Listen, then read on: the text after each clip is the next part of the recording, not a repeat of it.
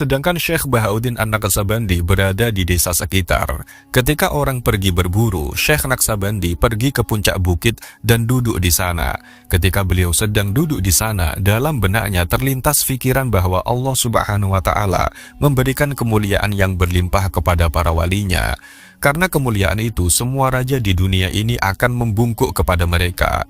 Belum lagi pikiran itu hilang dari hatinya, seorang penunggang kuda dengan mahkota di kepalanya seperti seorang raja, datang ke hadiratnya dan turun dari kudanya. Dengan rendah hati, dia menyalami Syekh Naqsabandi dan berdiri di hadratnya dengan sangat sopan. Dia membungkuk di hadapan Syekh, tetapi Syekh tidak menoleh kepadanya. Beliau membiarkannya berdiri selama 1 jam. Akhirnya, Syekh Naqsabandi melihatnya dan berkata, "Apa yang engkau lakukan di sini?" Dia berkata, "Aku seorang raja, Sultan Kazgan. Aku sedang pergi berburu, dan aku mencium aroma yang sangat indah."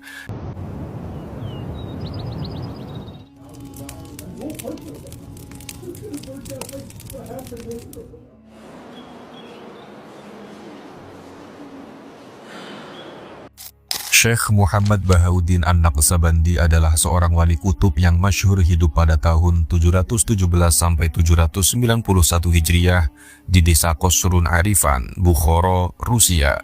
Beliau adalah pendiri Thariqah Naqsabandiyah, sebuah thariqah yang sangat terkenal dengan pengikut sampai jutaan jamaah dan tersebar sampai ke Indonesia hingga saat ini.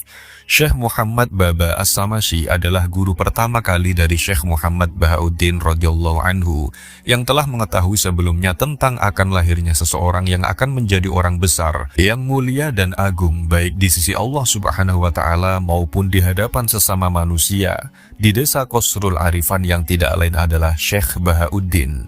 Di dalam asuhan, didikan, dan gembelengan dari Syekh Muhammad Baba inilah Syekh Muhammad Bahauddin mencapai keberhasilan di dalam mendekatkan diri kepada Allah Subhanahu wa Ta'ala. Sampai Syekh Muhammad Baba menganugerahinya sebuah kopiah wasiat Al-Azizan yang membuat cita-citanya untuk lebih dekat dan wusul kepada Allah Subhanahu wa Ta'ala semakin meningkat dan bertambah kuat. Hingga pada suatu saat, Syekh Muhammad Bahauddin radhiyallahu anhu melaksanakan sholat lail di masjid. Dalam salah satu sujudnya, hati beliau bergetar dengan getaran yang sangat menyejukkan sampai terasa hadir di hadapan Allah Subhanahu wa Ta'ala. Saat itu beliau berdoa, "Ya Allah, berilah aku kekuatan untuk menerima bala dan cobaannya mahabbah, cinta kepada Allah." Setelah subuh, Syekh Muhammad Baba yang memang seorang waliullah yang kasyaf, yakni mengetahui yang gaib dan yang akan terjadi, berkata kepada Syekh Bahauddin, "Sebaiknya kamu dalam berdoa seperti ini, Ya Allah, berilah aku apa saja yang engkau ridhoi. Karena Allah tidak ridho jika hambanya terkena bala atau cobaan, dan kalau memberi cobaan, maka juga memberi kekuatan dan memberikan kepahaman terhadap hikmahnya." Sejak saat itu, Syekh Bahauddin seringkali berdoa sesuai dengan apa yang diperintahkan oleh Syekh Muhammad Baba. Untuk lebih berhasil dalam mendekatkan diri kepada Sang Kholik, Syekh Bahauddin seringkali berkholwat, menyepikan hatinya dari keramaian dan kesibukan dunia. Ketika beliau berkholwat dengan beberapa sahabatnya, waktu itu ada keinginan yang cukup kuat dalam diri Syekh Bahauddin untuk bercakap-cakap. Saat itulah secara tiba-tiba ada suara yang tertuju pada beliau. "Hai, sekarang kamu sudah waktunya untuk berpaling dari sesuatu selain aku, yakni Allah." Setelah mendengar suara tersebut, hati Syekh Bahauddin langsung bergetar dengan kencangnya. Tubuhnya menggigil, perasaannya tidak menentu hingga beliau berjalan ke sana kemari seperti orang bingung. Setelah merasa cukup tenang, Syekh Bahauddin menyiram tubuhnya lalu wudhu dan mengerjakan sholat sunnah 2 rakaat. Dalam sholat inilah beliau merasa kekhusyuan yang luar biasa, seolah-olah beliau berkomunikasi langsung dengan Allah Subhanahu wa Ta'ala. Saat Syekh Bahauddin mengalami jazab yang pertama kali, beliau mendengar suara. "Mengapa kamu menjalankan torik yang seperti itu?" "Biar tercapai tujuanku," jawab Syekh Muhammad Bahauddin. Terdengar lagi suara. "Jika demikian, maka semua perintahku harus dijalankan." Syekh Muhammad Bahauddin berkata, "Ya Allah, aku akan melaksanakan semampuku." Dan ternyata sampai 15 hari lamanya beliau masih merasa keberatan. Lalu terdengar lagi suara, "Ya sudah, sekarang apa yang ingin kamu tuju?" Syekh Bahauddin menjawab, Aku ingin thariqah yang setiap orang bisa menjalankan dan bisa mudah wusul ilallah. Hingga pada suatu malam saat berziarah di makam Syekh Muhammad Wasi', beliau melihat lampunya kurang terang, padahal minyaknya masih banyak dan sumbunya juga masih panjang. Tak lama kemudian ada isyarat untuk pindah berziarah ke makam Syekh Ahmad Al-Fahrur Buli. Tetapi di sini lampunya juga seperti tadi. Lalu Syekh Bahauddin diajak oleh dua orang ke makam Syekh Muzakhin. Di sini lampunya juga sama seperti tadi.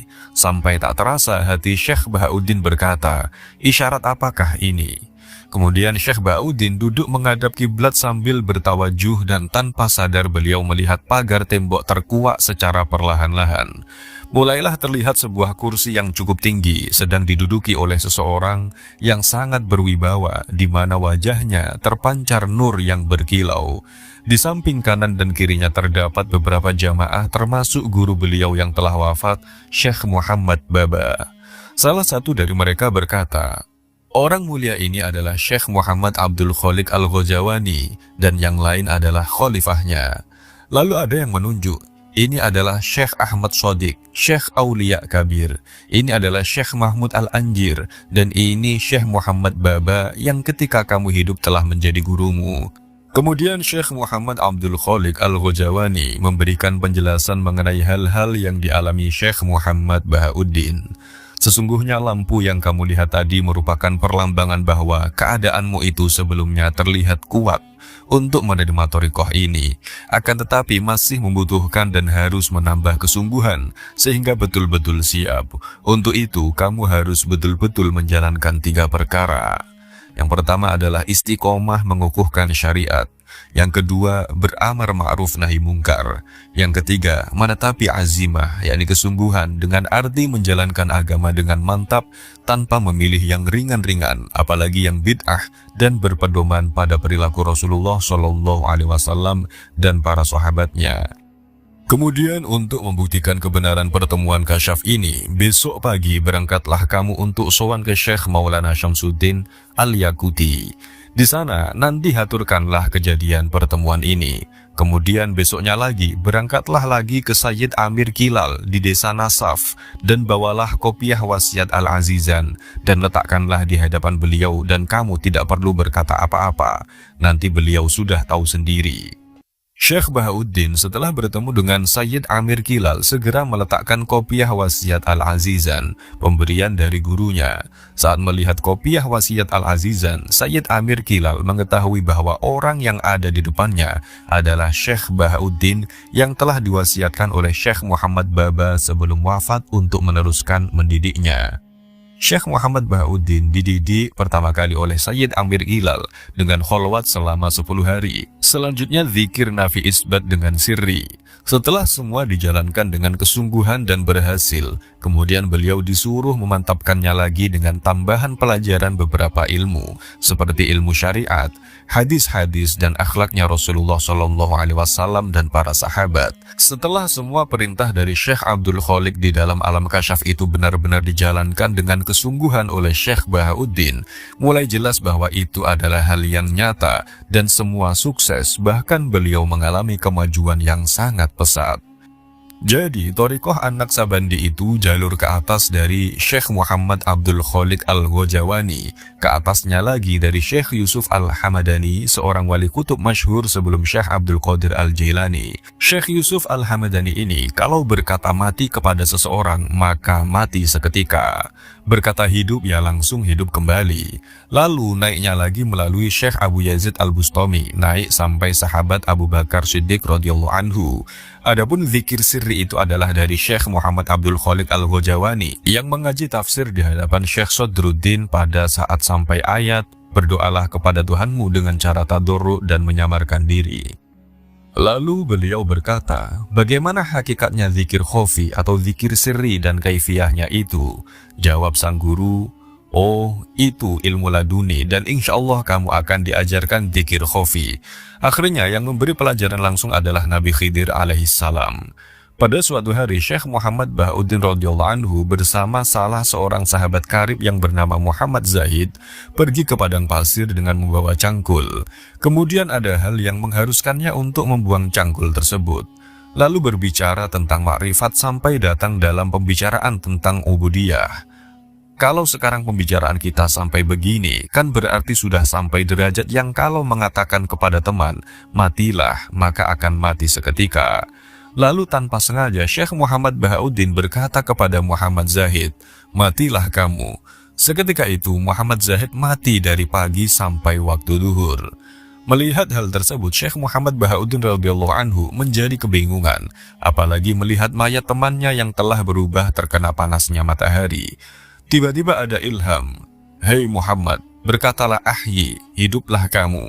Kemudian Syekh Muhammad Bahauddin radhiyallahu anhu berkata ahyi sebanyak 3 kali. Saat itulah terlihat mayat Muhammad Zahid mulai bergerak sedikit demi sedikit hingga kembali seperti semula. Ini adalah pengalaman pertama kali Syekh Muhammad Bahauddin radhiyallahu anhu dan yang menunjukkan bahwa beliau adalah seorang wali yang sangat mustajab doanya. Syekh Tajuddin, salah satu santri Syekh Muhammad Bahauddin radhiyallahu anhu berkata, ketika aku disuruh guruku dari Qasrul Arifan menuju Bukhara yang jaraknya hanya 1 pos, aku jalankan dengan sangat cepat, karena aku berjalan sambil terbang di udara. Suatu ketika saat aku terbang ke Bukhara, dalam perjalanan terbang tersebut aku bertemu dengan guruku. Semenjak itu kekuatanku untuk terbang dicabut oleh Syekh Muhammad Bahauddin radhiyallahu anhu, dan seketika itu aku tidak bisa terbang sampai saat ini. Berkata Afif Ad-Dikaroni, pada suatu hari aku berziarah ke Syekh Muhammad Bahauddin radhiyallahu anhu, lalu ada orang yang menjelek-jelekkan beliau. Aku peringatkan, kamu jangan berkata jelek terhadap Syekh Muhammad Bahauddin radhiyallahu anhu dan jangan kurang tata keramanya kepada kekasih Allah. Dia tidak mau tunduk dengan peringatanku. Lalu seketika itu ada serangga datang dan menyengat dia terus-menerus. Dia meratap kesakitan lalu bertaubat, kemudian sembuh dengan seketika. Syekh Bahauddin An-Naqsabandi merupakan salah seorang sufi garda depan yang namanya bisa disejajarkan dengan ahli sufi lain seperti Al-Junaid, Al-Ghazali, Hasan Basri dan tokoh-tokoh sufi terkemuka lainnya. Namun yang jarang dibahas ialah perihal Syekh Bahauddin Naqsabandi yang dianugerahi karomah atau kemuliaan yang tidak dimiliki tokoh sufi lainnya, yakni di dadanya terukir lafadz jalalah, yakni lafadz Allah. Syekh Bahauddin An-Naqsabandi adalah nama populernya. Nama aslinya adalah Bahauddin Muhammad bin Muhammad Al-Uwaisi An-Nukhari Al-Bukhari An-Naqsabandi. Nasab beliau bersambung kepada Nabi Muhammad SAW melalui cucunya, yaitu Sayyidina Husain radhiyallahu anhu. Lalu mengapa ia dipanggil An-Naqsabandi? Ada banyak alasan mengapa gelar ini melekat di belakang namanya. Yang jelas gelar ini melekat karena ia mampu menempa dan mengukir sifat keutamaan dan kebaikan pada hati setiap orang. Dengan kata lain, ia dinilai sebagai seorang manusia suci yang mampu membimbing orang lain untuk meniti jalan kebaikan dan kemuliaan. Sementara alasan kedua, karena konon di dadanya terukir lafdzul jalalah, yakni lafadz Allah yang bercahaya. Syekh Bahauddin An-Naqsabandi adalah samudera ilmu yang tak bertepi. Ombaknya dianyam oleh mutiara ilmu ilahi. Beliau menjernihkan kemanusiaan dengan samudera kemurnian dan kesalehan. Beliau melepaskan dahaga jiwa dengan air yang berasal dari dukungan spiritualnya. Seisi dunia, termasuk samudera dan benua, berada dalam genggamannya.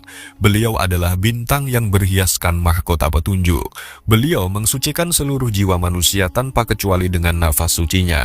Beliau menghiasi bahkan setiap sudut yang sulit terjangkau dengan rahasia dari Muhammadur Rasulullah SAW. Cahayanya menembus setiap lapisan ketidakpedulian.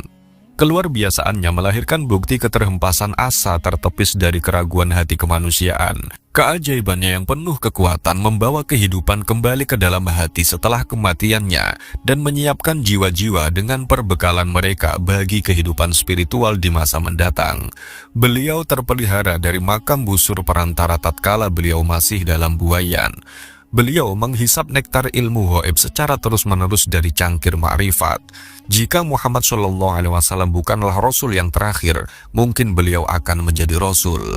Segala puji bagi Allah Subhanahu wa Ta'ala yang telah mengirimkan seorang mujaddid yang menghidupkan agama Islam. Beliau mengangkat hati manusia, menyebabkan mereka mengangkasa ke langit spiritual. Beliau membuat raja-raja berdiri di pintunya. Beliau menyebarkan petunjuknya dari utara hingga selatan dan dari timur hingga ke barat.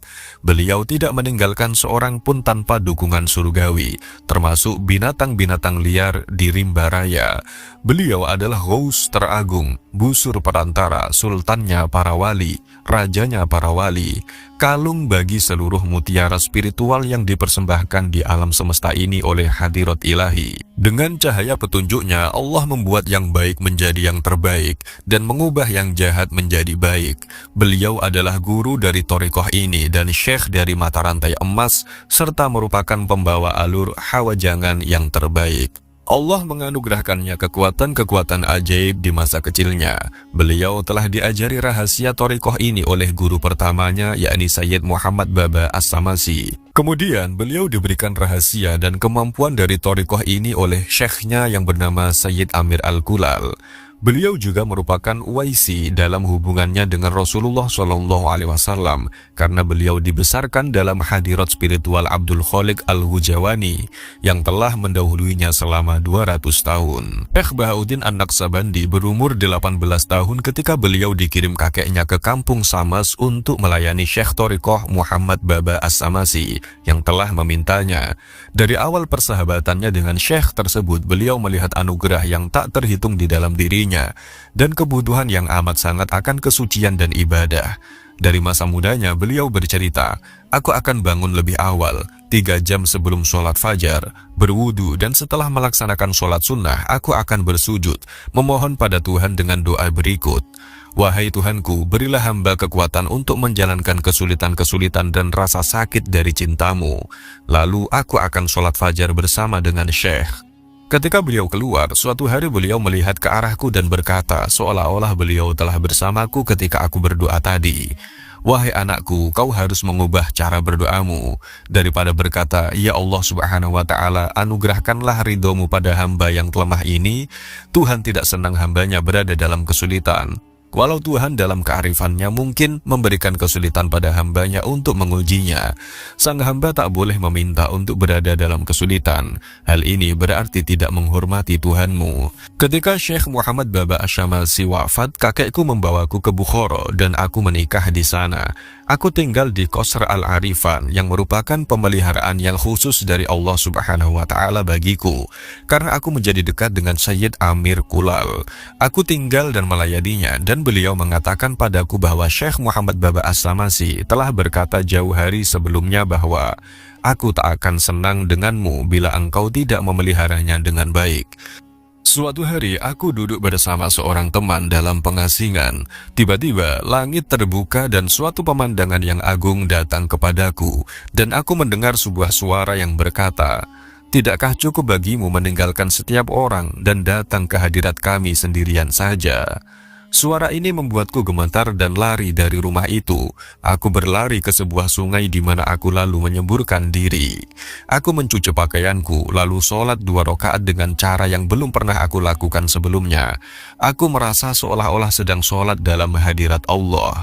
Segalanya begitu terbuka ke dalam hatiku dalam bentuk tanpa sekat. Seluruh semesta lenyap dan aku tak menghiraukan apapun kecuali berdoa ke hadiratnya. Di awal keadaan ketertarikanku, aku pernah ditanya, "Mengapa engkau ingin memasuki jalan ini?" Aku menjawab, "Agar apapun yang aku katakan dan aku kehendaki akan terjadi." Aku dijawab, "Itu mustahil. Apapun yang kami katakan dan apapun yang kami kehendaki, itulah yang akan terjadi." Dan aku berkata, "Aku tak bisa melakukan hal itu.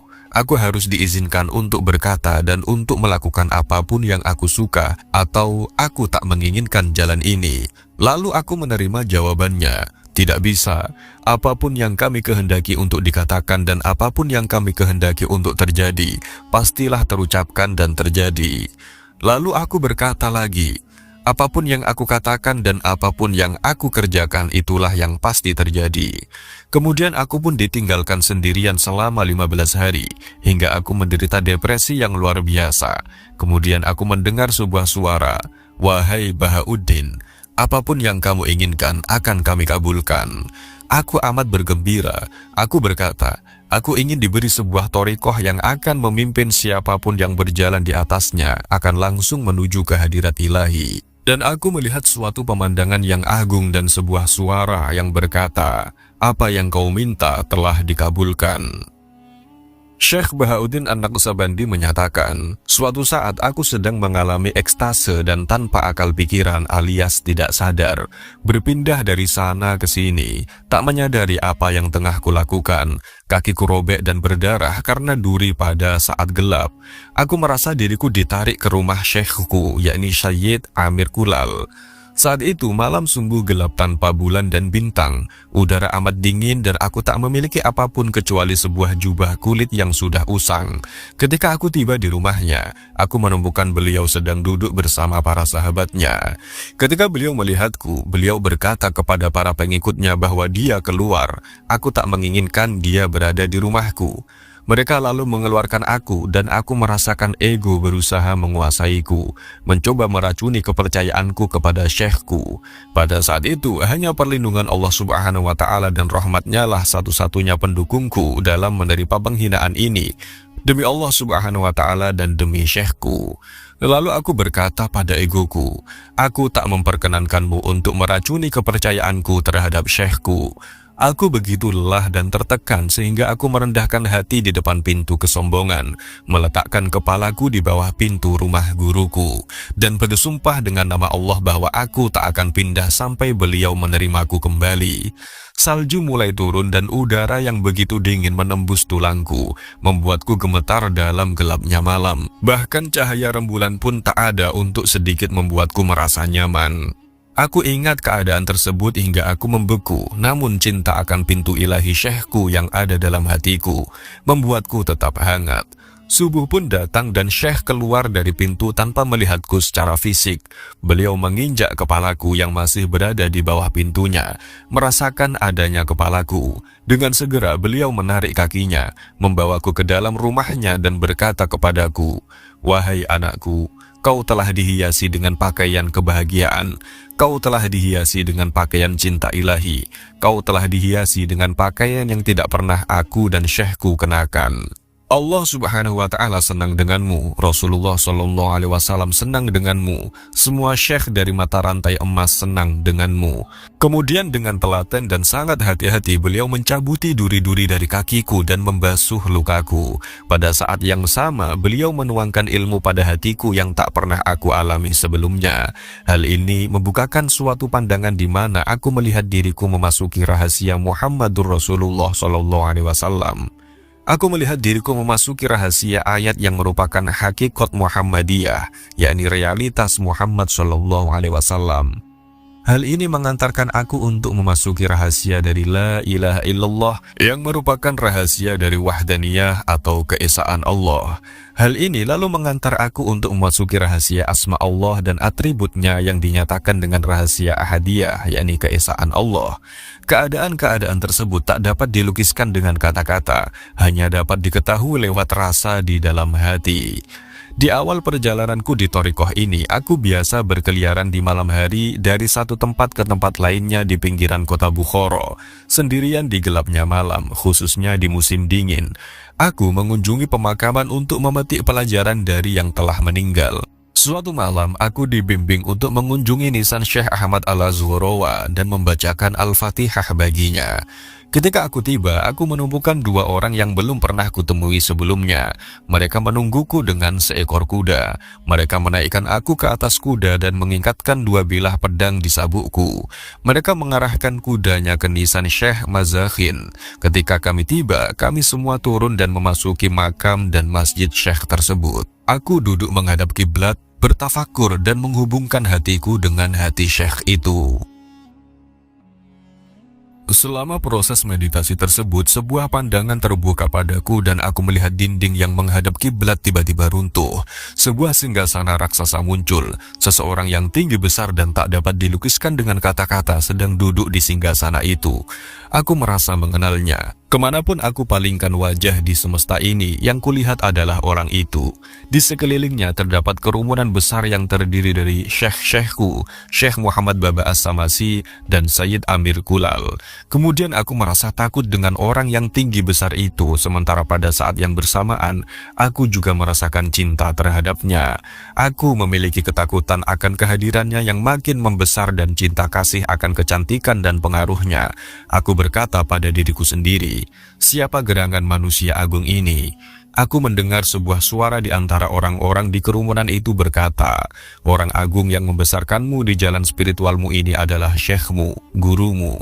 Dia melihat jiwamu manakala masih berupa atom di hadirat ilahi. Kau telah berada dalam pelatihannya selama ini. Dialah Syekh Abdul Khalik Al-Huzawani. Dan kerumunan yang sedang kau lihat itu adalah khalifah yang membawa rahasia agungnya, rahasia mata rantai emas. Kemudian Syekh tersebut mulai menunjuk kepada masing-masing Syekh seraya berkata, yang ini Syekh Ahmad, yang ini Kabirul Aulia, yang ini Syekh Arif Riwakri, yang ini Syekh Ali Ramitani, yang ini Syekhmu Muhammad Baba As-Samasi yang semasa hidupnya memberikan jubahnya untukmu. Apakah kau mengenalnya? Ya, kataku. Kemudian beliau berkata kepadaku, jubah itu yang dia berikan kepadamu beberapa saat silam sekarang masih ada di rumahmu, dan dengan berkah Allah telah menyembuhkan banyak penderitaan dalam hidupmu. Lalu suara lain datang dan berkata, Syekh yang berada di singgasana itu akan mengajarimu sesuatu yang kau perlukan selama berjalan lewat jalan ini. Aku bertanya, apakah mereka akan mengizinkan aku untuk bersalaman dengannya? Mereka mengizinkannya dan membuka hijabnya, dan aku pun mengambil tangannya. Kemudian beliau mulai menceritakan tentang suluk perjalanan yang awal, pertengahan, dan akhirnya. Beliau berkata, kau harus membenahi sumbu yang ada dalam dirimu, sehingga cahaya dari yang tak terlihat dapat dikuatkan dalam dirimu, dan rahasia-rahasianya dapat terlihat. Kau harus memperlihatkan ketetapanmu, dan kau harus kukuh dalam syariat Rasulullah SAW dalam setiap keadaanmu.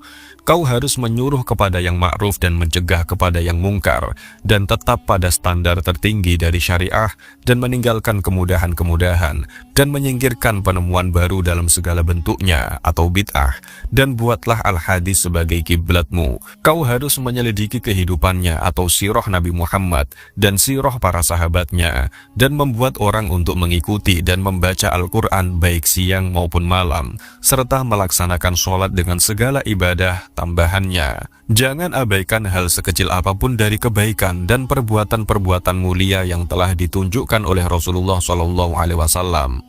Begitu Syekh Abdul Khalik selesai, khalifahnya berkata padaku, agar yakin akan kebenaran pandangan ini, beliau mengirimkan suatu tanda bagimu. Besok pergi dan kunjungilah Maulana Syamsuddin Al-Ambikuti yang akan menghakimi dua orang. Katakan padanya bahwa si Turkilah yang benar dan si Sakolah yang salah. Katakan padanya, kau mencoba membantu si Sako, namun kau salah. Perbaikilah dirimu dan bantulah si Turki. Bila si Sako menyangkal apa yang kau katakan, dan si hakim terus membela si Sako, katakan padanya, aku memiliki dua bukti. Yang pertama harus bilang pada si Sako, wahai Sako, engkau sedang dahaga. Dia akan mengerti apa arti dahaga itu. Sebagai bukti kedua, kau harus bilang kepada si Sako, kau telah meniduri seorang wanita dan dia menjadi hamil, dan kau telah memiliki bayi yang telah digugurkan, dan kau kuburkan bayi itu di bawah pohon pinus. Dalam perjalananmu menuju Maulana Syamsuddin, bawalah 3 butir kismis dan lewati syekhmu, Sayyid Amir Kulal. Dan perjalananmu menuju beliau akan bertemu dengan seorang syekh yang akan memberimu sebantal roti. Ambillah rotinya dan jangan bicara sepatah kata pun dengan syekh tersebut. Lanjutkan hingga kau menemukan sebuah karavan. Seorang petarung akan mendekatimu. Nasihati dan dekati dia kembali. Dia akan menyesal dan akan menjadi salah seorang pengikutmu. Kenakanlah topimu dan bawa jubah azizan kepada Sayyid Amir Kulal. Setelah itu mereka memindahkan aku dan pandangan itu pun berakhir. Aku kembali pada diriku sendiri. Hari berikutnya aku pulang ke rumahku dan bertanya kepada keluargaku tentang jubah yang telah disebutkan dalam pandangan itu. Mereka membawanya ke hadapanku dan berkata, Ini telah ada di sana sejak lama sekali. Ketika aku melihat jubah itu, keharuan yang mendalam melandaku. Aku mengambil jubah itu dan pergi ke desa Ambikata di pinggiran Bukhara menuju Masjid Maulana Syamsuddin. Aku sholat fajar bersamanya dan kemudian aku menyampaikan tanda yang sangat membuatnya terkejut. Si Sakko itu ada dan dia menyangkal bahwa si Turki itu yang benar. Lalu aku menyampaikan bukti-bukti itu kepada beliau. Dia menerima yang pertama namun menyangkal yang kedua. Lalu aku mengajak orang-orang berada di masjid itu untuk pergi ke pohon pinus yang ada di dekat masjid. Mereka menurut dan menemukan seseorang anak yang terkubur di sana. Si Sakko lalu datang dan menangis serta memohon maaf atas apa yang telah dia perbuat. Namun semuanya telah berakhir. Maulana Syamsuddin dan orang lain yang berada di masjid itu benar-benar terkejut. Aku bersiap untuk melakukan perjalanan keesokan harinya ke kota Nasakh yang telah memegang ketiga kismis kering. Maulana Syamsuddin mencoba menahanku dengan berkata, "Aku sedang melihat dalam dirimu ada penyakit karena merindukan kami dan hasrat yang membara untuk menggapai ilahi. Penyembuhmu berada di tangan kami." Aku menjawabnya, "Wahai syekhku, aku adalah anak dari orang lain dan aku adalah pengikutnya. Bahkan bila kau tawarkan untuk merawatku dengan susu dari makom yang lebih tinggi, aku tak dapat menerimanya, kecuali dari seseorang yang kepadanya aku berikan hidupku dan daripadanya aku mengambil baiat." Kemudian beliau terdiam dan mengizinkan aku untuk melanjutkan perjalanan. Aku bergerak seperti yang telah diperintahkan hingga aku bertemu dengan syekh itu dan dia memberiku sembadal roti. Aku tidak bicara dengannya, aku mengambil rotinya seperti yang telah diperintahkan.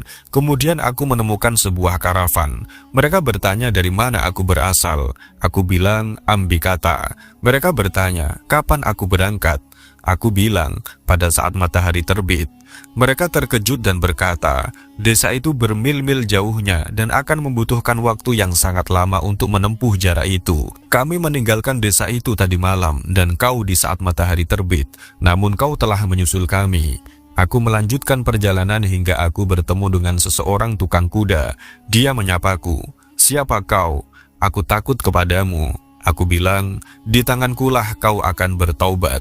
Dia lalu turun dari kudanya, menunjukkan seluruh kerendahannya di hadapanku dan bertaubat dan melemparkan seluruh botol anggur yang dibawanya. Dia menemaniku menemui syekhku, yakni Sayyid Amir Kulal. Ketika aku menemuinya, aku menyerahkan jubah kepadanya. Beliau terdiam untuk beberapa saat dan kemudian beliau berkata, "Ini adalah jubah Azizan. Aku diberitahu tadi malam bahwa kau akan membawanya kepadaku, dan aku telah diperintahkan untuk menyimpannya dalam 10 lapisan penutup." Lalu beliau menyuruhku untuk memasuki ruang pribadinya. Beliau mengajariku dan menempatkan zikir khofa di dalam hatiku.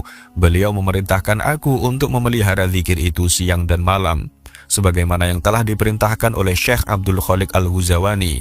Dalam pandangan itu, untuk berketetapan pada cara yang sulit, maka aku memelihara zikir khofa yang merupakan bentuk zikir tertinggi. Sebagai tambahan, aku biasa menghadiri kumpulan murid-murid luar untuk belajar ilmu syariah dan al-hadis dan belajar mengenai sifat-sifat Rasulullah SAW dan para sahabatnya. Aku melakukannya karena pandangan itu menyuruhku demikian, dan hal ini menyebabkan perubahan besar dalam kehidupanku. Semua yang diajarkan Syekh Abdul Khaliq Al-Huzawani dalam pandangan itu melahirkan buah yang diberkahi dalam kehidupanku. Rohnya selalu hadir menemani dan mengajariku.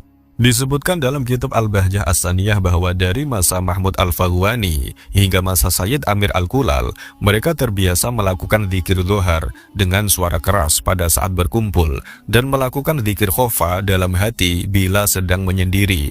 Namun ketika Syekh Bahauddin Naqsabandi menerima rahasianya, beliau hanya menjalankan zikir khofa, yakni zikir dalam hati. Walaupun pada saat berasosiasi dengan Sayyid Amir Kulal, bila mereka mulai berzikir dhohar, beliau biasanya beranjak dan pergi ke kamarnya untuk mengerjakan zikir khofa.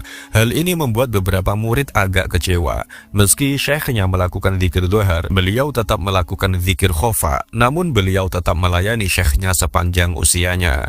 Suatu hari saat Syekh Bahauddin Naqsabandi dan semua pengikut Sayyid Amir Kulal sedang beristirahat dari pekerjaan membangun sebuah masjid yang baru, Sayyid Amir Kulal berkata, "Barang siapa yang memiliki prasangka buruk tentang anakku Bahauddin, dia adalah salah. Allah telah menganugerahinya suatu rahasia yang belum pernah diberikan kepada siapapun sebelumnya, bahkan aku pun tak mampu untuk mengetahuinya. Beliau lalu berkata padanya, "Wahai anakku, aku telah memenuhi wasiat dan nasihat Syekh Muhammad Baba ketika beliau menyuruhku untuk membesarkanmu dan merawatmu dalam jalan latihanku hingga engkau menjadi lebih baik daripadaku.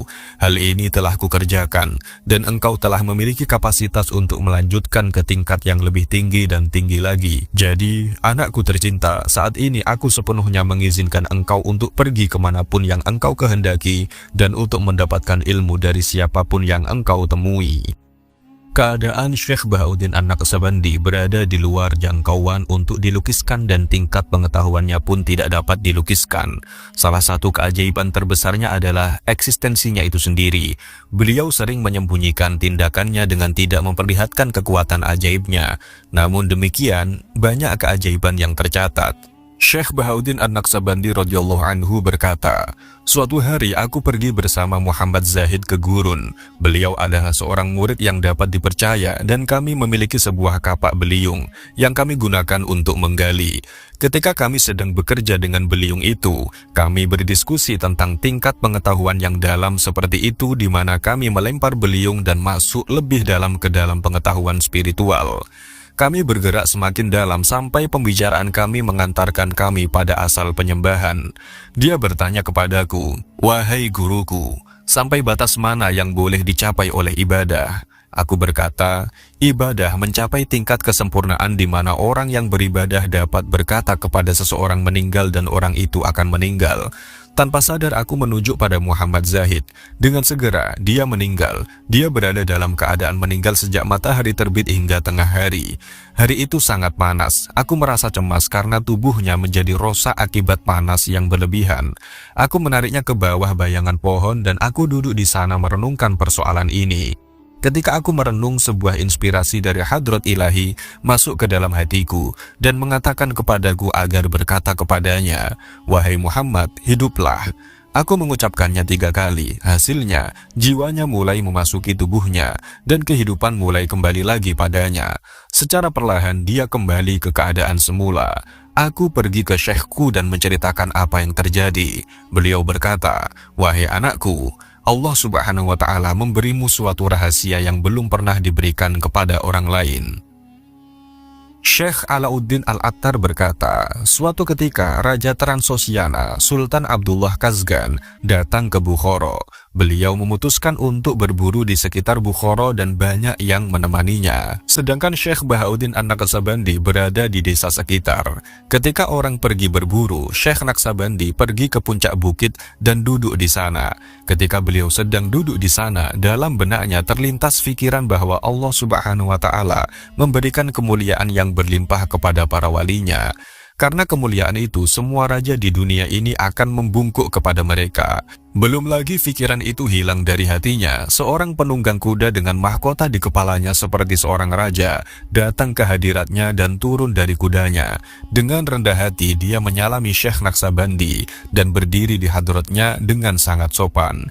Dia membungkuk di hadapan Syekh, tetapi Syekh tidak menoleh kepadanya. Beliau membiarkannya berdiri selama 1 jam. Akhirnya, Syekh Naqsabandi melihatnya dan berkata, "Apa yang engkau lakukan di sini?" Dia berkata, "Aku seorang raja, Sultan Kazgan. Aku sedang pergi berburu, dan aku mencium aroma yang sangat indah. Aku mengikutinya ke sini, dan aku menemukan engkau duduk di tengah cahaya yang sangat kuat." Fikirannya yang tadi, semua raja di dunia ini akan membungkuk kepada para walinya, langsung menjadi kenyataan. Itulah bagaimana Allah Subhanahu wa Ta'ala memuliakan fikiran para wali. Salah satu pengikutnya yang melayaninya di kota Merv melaporkan, "Suatu hari, aku ingin menemui keluargaku di Bukhara setelah mendengar bahwa saudaraku Syamsuddin meninggal. Aku memerlukan izin dari syekhku untuk pergi. Aku berbicara dengan Amir Hussein, pangeran dari Harb, untuk memintakan izin kepada Syekh Naqsaban atas namaku. Dalam perjalanan sepulang sholat Jumat, Amir Hussein mengatakan kepadanya tentang kematian saudaraku dan bahwa aku meminta izin untuk pergi menemui keluargaku. Beliau berkata, 'Tidak, hal itu tidak mungkin. Bagaimana mungkin engkau berkata bahwa dia telah meninggal, karena aku telah melihatnya masih hidup?' Lebih dari itu, aku bahkan dapat mencium wangi tubuhnya. Aku akan membawanya ke sini sekarang. Beliau baru saja mengakhiri ucapannya seketika saudaraku muncul. Dia mendekati Syekh, mencium tangannya dan menyalami Amir Hussein. Aku memeluk saudaraku dan itu adalah kebahagiaan yang sangat besar di antara kami. Syekh Alauddin Attar berkata, Syekh An-Naqsabandi suatu kali duduk di sebuah asosiasi yang besar di Bukhara dan berbicara mengenai pembukaan tabir pandangan spiritual. Beliau berkata, sahabat terbaikku, Maula Arif yang berada di Khawarizmi telah meninggalkan Khawarizm untuk gedung pemerintahan dan beliau sampai di stasiun kereta berkuda. Ketika beliau sampai di stasiun tersebut, beliau tinggal di sana untuk beberapa saat dan sekarang kembali lagi ke rumahnya di Khawarizm. Beliau tidak melanjutkan perjalanannya ke Sarai. Inilah bagaimana seorang wali dapat melihat dalam makom pengetahuan spiritualnya. Setiap orang terkejut mendengar cerita ini, tetapi kami semua tahu bahwa beliau adalah seorang wali besar. Maka kami mencatat waktu dan harinya. Suatu hari, Maula Arif datang dari Khawarizm ke Bukhara dan kami memberitahu dia mengenai kejadian itu. Dia sangat terkejut dan berkata, sebenarnya itulah kejadian yang sesungguhnya. Beberapa ulama dari Bukhara bepergian ke Irak bersama beberapa murid Syekh Naqsaban. Ketika mereka tiba di kota Simnan, mereka mendengar bahwa ada individu yang diberkati yang bernama Sayyid Mahmud, yang merupakan murid Syekh. Mereka pergi mengunjungi rumahnya dan bertanya kepadanya, bagaimana engkau boleh berhubungan dengan Syekh Naqsaban? Beliau berkata, suatu ketika aku melihat Rasulullah SAW dalam sebuah mimpi, duduk di sebuah tempat yang sangat baik, dan di sampingnya duduk seorang dengan penampilan yang sangat elok. Aku berkata kepada Rasulullah dengan penuh hormat dan rendah hati, ya Rasulullah, aku tidak diberkati kemuliaan untuk menjadi sahabatmu semasa hidupmu. Apa yang dapat kulakukan dalam hidupku agar boleh mendekati kemuliaan itu? Beliau berkata, wahai anakku, jika engkau ingin dimuliakan dengan menjadi sahabat kami dan duduk bersama kami dan diberkati, engkau harus mengikuti anakku, Syekh Bahauddin An-Naqsabandi. Aku lalu bertanya, siapakah Syekh Bahauddin An-Naqsabandi? Beliau menjawab kepadaku, apakah engkau lihat orang yang duduk di sebelahku ini? Inilah orangnya. Jagalah kebersamaanmu dengannya. Aku belum pernah melihatnya sebelumnya. Ketika aku bangun, aku menulis namanya dan deskripsinya dalam sebuah buku yang kumiliki di perpustakaanku. Hari-hari pun berlalu setelah mimpi itu, sampai suatu hari ketika aku sedang berdiri di sebuah toko, aku melihat seseorang dengan penampilan yang anggun dan bercahaya mendatangi toko dan duduk di sebuah kursi. Ketika aku melihatnya, aku ingat mimpi itu dan apa yang terjadi di dalamnya. Dengan segera aku menghampirinya dan bertanya kepadanya, apakah beliau berkenan mengunjungi rumahku dan tinggal bersamaku. Beliau menerimanya dan mulai berjalan di depanku, sementara itu aku mengikutinya. Aku malu untuk berjalan di depannya, bahkan untuk menunjukkan jalan menuju rumahku. Beliau tidak menoleh sekalipun kepadaku, tetapi langsung mengambil jalan menuju rumahku. Aku baru saja ingin mengatakan, inilah rumahku. Ketika beliau berkata, ini rumahmu, beliau berjalan ke dalam dan langsung menuju ruangan istimewaku. Beliau berkata, ini kamarmu. Beliau pergi ke almari dan mengambil sebuah buku di antara ratusan buku. Beliau memberikan buku itu dan bertanya kepadaku, apa yang engkau tulis di sini? Apa yang telah kutulis adalah apa yang kulihat dalam mimpi. Dengan segera, suatu keadaan tidak sadar menguasaiku, dan aku merasa pusing dengan cahaya yang masuk ke dalam hatiku. Ketika aku bangun, aku bertanya kepadanya, apakah beliau akan menerimanya? Beliau adalah Syekh Bahauddin An-Naqsabandi. Demikian dari kami, apabila banyak kesalahan mohon maaf yang sebesar-besarnya. Al-haqqu min rabbika falatakunanna minal mumtarin. Wassalamualaikum warahmatullahi wabarakatuh.